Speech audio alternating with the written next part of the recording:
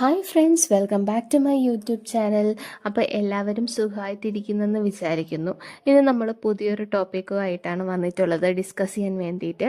എല്ലാവരെയും കണ്ണീരിലാഴ്ത്തിയ ഒന്നായിരുന്നു അഹമ്മദാബാദ് വിമാന ദുരന്തം.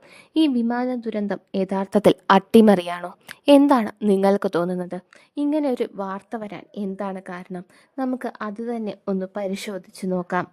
അഹമ്മദാബാദ് ദുരന്തത്തിന്റെ പശ്ചാത്തലത്തിൽ വിശദീകരണവുമായി എയർ ഇന്ത്യ സിഇഒ കാംബൽ വിൽസൺ രംഗത്തെത്തിയിട്ടുണ്ട്. പറക്കലിന് മുമ്പ് എയർ ഇന്ത്യയുടെ ബോയിങ് 787 ഡ്രീം ലൈനർ വിമാനവും അതിലെ 2 എഞ്ചിനുകളും ഒരു പ്രശ്നവും കാണിച്ചിരുന്നില്ല. മികച്ച രീതിയിൽ പരിപാലിച്ചിരുന്ന വിമാനമാണ് ഇത്.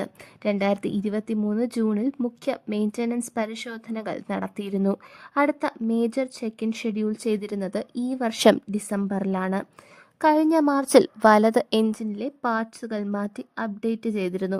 ഏപ്രിൽ ഇടത് എഞ്ചിൻ വിശദ പരിശോധനയ്ക്ക് വിധേയമാക്കി. ദുരന്തത്തിന്റെ കാരണം കണ്ടെത്താൻ അന്വേഷണം നടക്കുന്നു. അന്വേഷണ റിപ്പോർട്ടിനായി കാത്തിരിക്കുന്നു. എയർ ഇന്ത്യയുടെ പക്കലുള്ള 33 ഡ്രീം ലൈനർ വിമാനങ്ങളിൽ 26 എണ്ണത്തിന്റെ സുരക്ഷാ പരിശോധന പൂർത്തിയായി. സുരക്ഷിതമാണെന്ന് DGCA കണ്ടെത്തിയിട്ടുമുണ്ട്. എന്നാൽ എയർ ഇന്ത്യയുടെ 15% സർവീസുകൾ വെട്ടിക്കുറയ്ക്കുമെന്ന വാർത്തകളും പുറത്തു വരികയാണ്.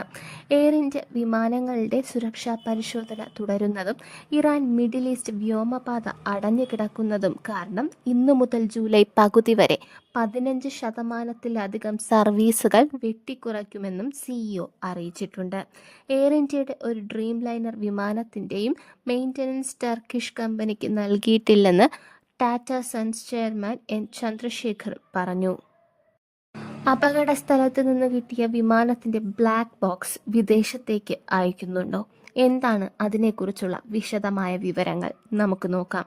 അപകടത്തിൽപ്പെട്ട വിമാനത്തിന്റെ ബ്ലാക്ക് ബോക്സ് ഇന്ത്യയിൽ പരിശോധിക്കണോ വിദേശത്ത് അയക്കണോ എന്നത് എയർക്രാഫ്റ്റ് ആക്സിഡൻറ്റ്സ് ഇൻവെസ്റ്റിഗേഷൻ ബ്യൂറോ തീരുമാനിക്കുമെന്ന് വ്യോമയാന മന്ത്രാലയം അറിയിച്ചു. ബ്ലാക്ക് ബോക്സ് US പരിശോധനയ്ക്ക് അയക്കുമെന്ന് അഭ്യൂഹങ്ങൾ ഉയർന്നതിനെ തുടർന്നാണ് ഈ പ്രതികരണം. മറ്റൊരു വാർത്ത ഇന്നലെ പുറത്തു വന്നിട്ടുണ്ടായിരുന്നു. സാങ്കേതിക തകരാറിനെ തുടർന്ന് ഹൈദരാബാദിൽ നിന്ന് തിരുപ്പൂരിലേക്ക് പറന്ന സ്പൈസ് ജെറ്റ് വിമാനം ഇന്നലെ ഹൈദരാബാദ് വിമാനത്താവളത്തിൽ തിരിച്ചിറക്കി. രാവിലെ 6:10 തിരുപ്പതിയിലേക്ക് 80 യാത്രക്കാരുമായാണ് SG-2696 വിമാനം പറന്നുയർന്നത്. തുടർന്ന് 10 മിനിറ്റിന് ശേഷം സാങ്കേതിക തകരാർ പൈലറ്റ് കണ്ടെത്തിയിരുന്നു. അത് ഭാഗ്യമാണെന്ന് വേണം പറയാനായിട്ട്. അല്ലെങ്കിൽ വീണ്ടും അഹമ്മദാബാദ് വിമാന ദുരന്തം പോലെ ഒരെണ്ണം കൂടി കാണേണ്ടി വന്നേനെ. നിങ്ങൾക്ക് എന്താണ് തോന്നുന്നത് അഹമ്മദാബാദ് വിമാന ദുരന്തത്തെക്കുറിച്ച്?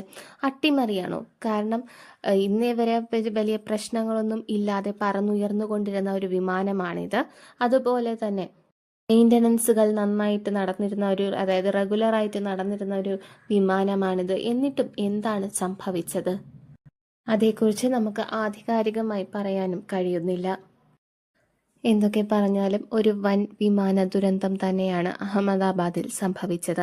നമ്മൾ ഓരോരുത്തരെയും കണ്ണീരിലാഴ്ത്തിയ ഒരു വിമാന അപകടം തന്നെയായിരുന്നു അത്. ഇതേക്കുറിച്ചുള്ള കൂടുതൽ വാർത്തകളും കൂടുതൽ തെളിവുകളും എല്ലാം പുറത്തു വരുമെന്ന് പ്രതീക്ഷിക്കുന്നു. എൻ്റെ വീഡിയോസ് ഇഷ്ടപ്പെടുന്നുണ്ടെങ്കിൽ ലൈക്ക് ചെയ്യുക, ഷെയർ ചെയ്യുക, സബ്സ്ക്രൈബ് ചെയ്യുക. Thank you for watching.